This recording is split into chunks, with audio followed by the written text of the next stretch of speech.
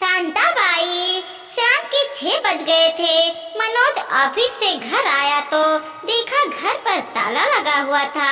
मनोज ने अपनी पत्नी ममता को फोन लगाया तो ममता ने कहा, मैं अभी मौसी जी के घर पर आई हुई हूँ। आज उनके पोते का जन्मदिन था तो बच्चे बच्चे का प्रोग्राम ऑर्गेनाइज किया है। उन्होंने मुझे भी बुलाया था। चाबी मैं पड़ोसी वाले शर्मा जी के घर पर देकर आई हूँ। आप उनसे चाबी ले लेना और बच्चे मेरे साथ हैं। मैं फ्री होते ही घर पर आ जाऊंगी, कहकर ममता ने फोन काट दिया। मनोज तो कुछ कहने का मौका ही नहीं दिया। आखिर पता था कि मनोज क्या कहेगा, इसलिए फटाफट फोन काट दिया। यह बीना कभी सुधर नहीं सकती। पता नहीं कब तक लोगों की शांतिबाई बनती रहेगी। कहते हुए फोन अपनी पैकेट में रख मनोज अपने पड़ोसी शर्मा जी के घर पहुंचा और उनसे घर की चाबी मांगी।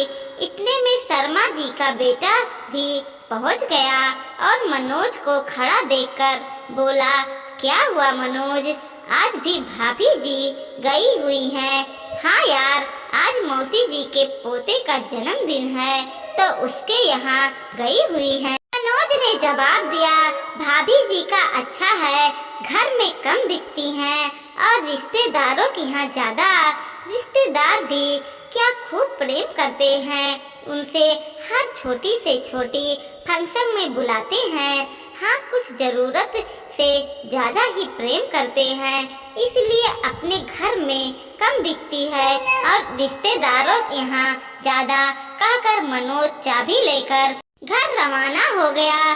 दरवाजा खोलकर अंदर आया, बैग सोफे पर रख और रसोई में जाकर पहले खुद के लिए 1 कप चाय चढ़ाई। चाय बनाकर बाहर वाले कमरे में आकर बैठ गया। मनोज अपनी पत्नी ममता के साथ रहता था, साथ ही 2 बच्चे हैं। ममता का स्वभाव शुरू से ही मिलनसार रहा है, पर वो ये बात नहीं समझती कि लोग उसका उपाय कर रहे हैं।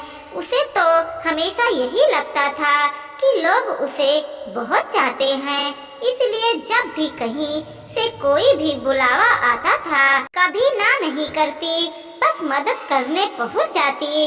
रिश्तेदारों को भी सबको अच्छे से पता था कि ममता को जब भी बुलाओ वो चाहे कितनी भी जरूरी काम में हो आ जाएगी जरूर, और फिर भाग भाग कर सारा काम संभाल भी लेगी। इसलिए जब भी किसी के घर में छोटे मोटे कोई भी फंक्शन होता, ममता को सबसे पहले न्योता आता और साथ ही साथ एक मनोहार भी, तुम थोड़ा जल्दी आ जाना, तुम्हारे बगैर काम नहीं संभलता है, तुम्हारे आते ही घर में रौनक आ जाती है। बस ममता तो ये सुनते ही फूल कर कुप्पा हो जाती है और फिर तो वो किसी के रोकने नहीं सकता। पर मनोज उसकी इस आदत से परेशान था।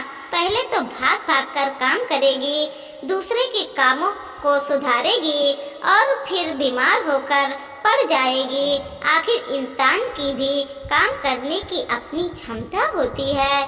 फिर मनोज को भी दोनों बच्चों को ही संभालना पड़ता और ममता को लेकर डॉक्टर के पास भागना पड़ता है। तब तो कोई रिश्तेदार संभालने नहीं आता। खैर, ममता जब रात को घर में आई तो थक कर निढाल हो चुकी थी। आते ही सोफे पर पसर गई। बच्चे भी काफी थक चुके थे, इसलिए वो भी कमरे में जाकर सो गए। सोफे पर पसरी ही उसने कहा, सुनो जी, जरा सिर दर्द की दवाई ला दो ना, बहुत सिर दर्द हो रहा है, बदन भी टूट रहा है, बहुत थक गई हूँ मैंने तुमसे कितनी बार कहा है, जितना काम होता है उतना ही किया करो। दूसरे की घर की शांतिबाई बनने की शौक चढ़ा है तुम्हें, अब कर ली ना तबीयत खराब। मनोज ने थोड़ा गुस्सा दिखाते हुए कहा, अरे तो अब मैं भी क्या करूं? मौसी जी ने न्योता मुझे पहले ही दे दिया था। अब मौसी जी ने न्योता दे दिया था तो तुम चली गई, पर काम तो तुम ही ने किया होगा। उन लोगों ने तो मदद करवाई भी नहीं होगी। अब उनके घर में प्रोग्राम था तो वो तो बच्चे को संभाल रहे थे ना, तो कोई बात तो हो काम संभालने के लिए, इसलिए काम तो मुझे संभालना पड़ा। तुम समझती क्यों नहीं हो? लोग सिर्फ तुम्हें इस्तेमाल करते हैं अपने घर की शांति बाई का खर्चा बचाने के लिए, तुम्हें शांति बाई बना देते हैं। कैसी बातें कर रहे हो तुम? भला खुद के ही घर का काम करने में कोई शांति बाई बन जाता है क्या? ऊपर से देखो कितना प्रेम है उनका, पूरे रिश्तेदार में सिर्फ मुझे ही बुलाया है और तुम्हारे लिए भी खाना पैक करके भेजा है। भला बताओ आजकल कौन करता है? इस तरह के कहकर मनोज उठा और ममता को सिर दर्द की दवाई लाकर दे दिया। दवाई लेकर ममता वहीं सोफे पर ही सो गई तो मनोज ने उसे चादर लाकर ओढ़ा दिया और खुद बच्चे के पास आकर लेट गया। तुम्हारा खाना तुम ही खाओ, मैं तो खिचड़ी बना कर। मनोज उठा और ममता को सिर दर्द की दवाई लाकर दे दी। दवाई लेकर ममता वहीं सोफे पर ही सो गई तो मनोज ने उसे चादर लाकर ओढ़ा दी और खुद बच्चे के पास आकर लेट गया। पर मनोज को बहुत बुरा लगता था, आखिर रिश्तेदार उसकी भोली भाली पत्नी को बेवकूफ बनाते रहते थे और वो बन जाती थी। इसका कोई ना कोई तो उपाय निकालना ही पड़ेगा, वरना यूं ही जिंदगी भर दूसरों की शांति बाई बनकर काम करती रह जाएगी। खैर सुबह तक ममता ठीक हो गई। जब मनोज उठा तो वो रसोई में काम कर रही थी। मनोज ऑफिस के लिए तैयार हो गया तब ममता ने उसे नाश्ता परोस दिया, साथ ही उसने मौसी जी के यहाँ से आई हुई मिठाई मनोज को परोसा। तो मनोज ने उसे घूर कर देखा तब ममता पता बोली, क्या छोटी छोटी बातों को दिल पर लगा लेते हो? जाने दो ना, मौसी जी को देखो कितना प्रेम है हमसे, उन्होंने तुम्हारे लिए खास कर मिठाई भिजवाई है। ये तुम जो हमेशा प्रेम की बुगुल बजाती रहती हो कि सभी रिश्तेदार तुम्हें बहुत चाहते हैं, यह तुम्हारी गलतफहमी है। तुम समझती क्यों नहीं हो? ओहो, फिर वही बात लेकर बैठ गए क्या? फिर वही बात लेकर बैठ गए। तुम पता है ना कि लोग के घर की शांति बाई बनने का शौक चढ़ा है, जो उनके घर के काम संभालती रहती हो।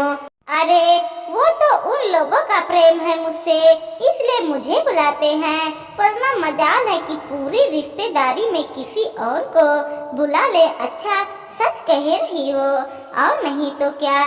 तो चलो आज तुम्हारे प्रेम को आजमा कर भी देख लेते हैं।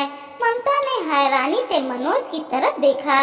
तुम्हें सिर्फ एक काम करना है, जरा अपने उन सभी प्यारे प्यारे रिश्तेदारों को फोन लगाकर कहो कि तुम्हें ज्यादा नहीं सिर्फ 10,000 की जरूरत है। देखते हैं तुम्हारे रिश्तेदार में से कौन कौन आकर तुम्हें पैसे देकर जाता है।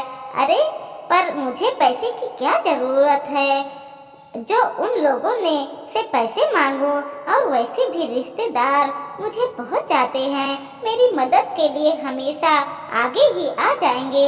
अच्छा इतना कॉन्फिडेंस, चलो एक बार सिर्फ मेरे कहने पर अपने उन सभी प्यारे रिश्तेदारों को फोन करो, वो भी मेरे सामने, और कहो कि बच्चों की फीस के लिए अभी 10,000 रुपए की जरूरत है। तुम्हारा प्रेम किस किस से है सब पता चल जाएगा। आखिर मनोज के चैलेंज करने पर ममता ने एक एक करके सभी रिश्तेदारों को फोन किया। पहले तो सबने खुशी खुशी फोन उठा लिया, लेकिन जैसे ही पता चला कि ममता को पैसे की जरूरत है तो वो कुछ ने बहाना किया, अभी तो पैसा नहीं है, आज की बच्चे ही फीस जमा करवाई है, कल ही दूध वाले का बिल चुकता किया है। कुछ ने तो ना सुनाई देने का बहाना किया। यहाँ तक कि मौसी जी ने जवाब दिया कि कल ही बच्चे का जन्मदिन मनाया है तो पैसे उसमें खर्चे हो गए। किसी भी रिश्तेदार ने ममता को पैसे देने के लिए हाँ नहीं की। सिर्फ एक दो खास रिश्तेदार बंदोबस्त करने का कह पाए। उसकी बातें सुनकर के ममता शौक में रह गई।